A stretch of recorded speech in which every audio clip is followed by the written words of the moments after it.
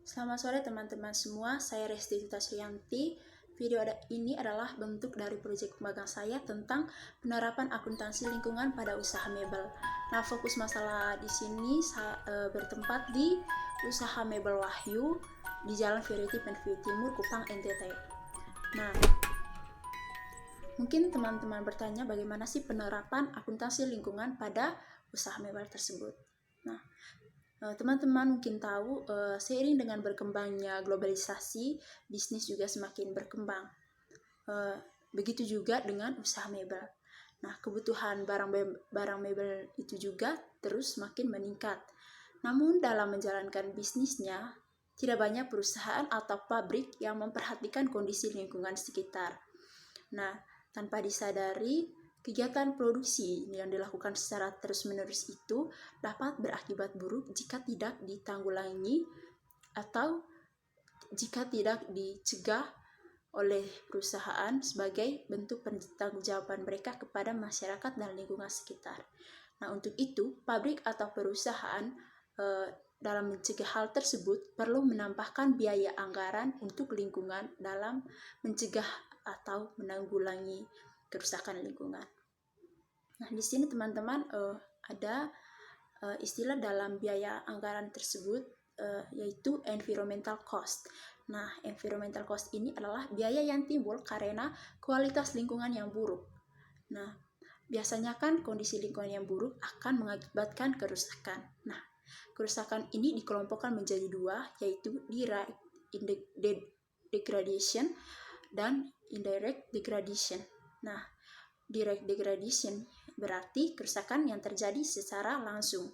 Nah, kita bisa lihat kerusakan itu pada kondisi lingkungan sekitar. Nah, contohnya itu timbulnya polusi karena asap-asap yang ditimbulkan oleh mesin-mesin produksi dari perusahaan atau pabrik, lalu kemudian polusi pada air yang terkontaminasi karena dibuangnya limbah pabrik sembarangan. Yang kedua itu indirect degradation. Nah, ini berarti kerusakan yang terjadi secara tidak langsung. Nah, terjadinya itu karena pabrik atau perusahaan mebel menggunakan energi atau bahan baku itu secara berlebihan. Apalagi bahan baku tersebut bersumber dari alam. Parahnya lagi kalau yang tidak terbaharukan secara cepat. Nah, kemudian environmental cost ini diklasifikasikan menjadi 3. Yang pertama itu biaya pencegahan, di mana biaya pencegahan ini jangan sampai perusahaan itu menciptakan sebuah limbah, jadi harus ada pencegahan di awal. Yang kedua itu biaya internal, ketika limbah tercipta karena tidak dapat dipungkiri perusahaan yang menciptakan kegiatan produksi akan mengakibatkan limbah, hanya saja seberapa besar dan berapa banyak limbah yang tercipta dan seberapa bisa mereka untuk mengelola limbah tersebut. Untuk internal biaya internal ini berarti limbah ini masih dikelola oleh perusahaan dengan sedemikian rupa dan tidak dibuang keluar dari perusahaan. Yang ketiga itu biaya eksternal.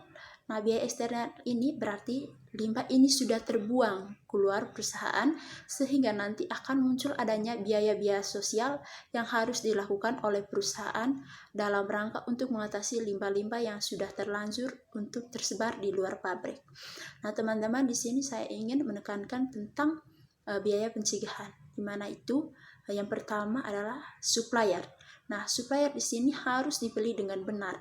Jangan sampai supplier ini memberikan bahan baku yang tidak ramah lingkungan atau yang mengakibatkan timbulnya limbah berlebih ketika diproduksi atau yang menimbulkan kesulitan perusahaan dalam mengelola limbah yang dihasilkan. Yang kedua adalah selecting pollution, di mana kita harus memiliki peralatan untuk bisa mengendalikan tingkat polusi yang ada di perusahaan. Nah, itu harus dipilih secara seksama agar jangan asal beli. Ternyata alat tersebut tidak berfungsi sebagaimana yang diharapkan oleh perusahaan. Yang ketiga itu adalah desain produk.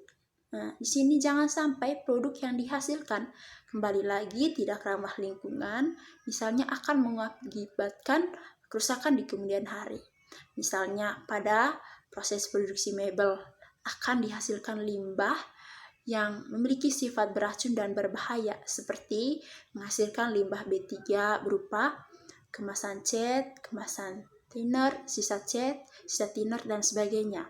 Nah, Mebel juga perlu juga untuk mengenali bahan-bahan apa saja yang ramah lingkungan yang bisa digunakan untuk kegiatan produksi, lalu kemudian sistem atau cara pengolahannya bagaimana yang mampu untuk memperkecil potensi terciptanya limbah. Itu juga harus dipikirkan oleh perusahaan atau pabrik mebel. Yang keempat adalah developing environmental management system. Nah, di sini artinya perusahaan atau pabrik mebel harus memiliki aturan standar atau prosedur untuk kegiatan produksi. Kalau misalnya ternyata barang-barang yang mereka produksi itu adalah barang-barang yang cukup membahayakan bagi karyawan, maka dilengkapilah karyawan itu dengan pakaian pelindung. Misalnya bahan bakunya menggunakan bahan kimia. Jadi mau tidak mau harus dilengkapilah karyawannya itu dengan peralatan baju khusus, sarung tangan, atau mungkin masker untuk melindungi mereka dari potensi terkenanya bahan kimia tersebut. Kemudian perusahaan juga harus memiliki standar ukur. Kalau misalnya polusinya itu sudah tinggi, mereka harus mengukur tingkat produksinya, berarti harus diturunkan agar tingkat kontaminasi polusi udara tidak semakin tinggi. Atau misalnya perusahaan secara berkala mengukur pH tanah. Kalau misalnya ternyata membuang limbahnya ke tanah, atau misalnya dengan menggunakan skala radiasi agar tahu kalau limbah tersebut tidak baik bagi masyarakat. Berarti harus diukur bagaimana sih pembuangannya yang pas, harus di radius berapa agar masyarakat tidak terkena radiasinya.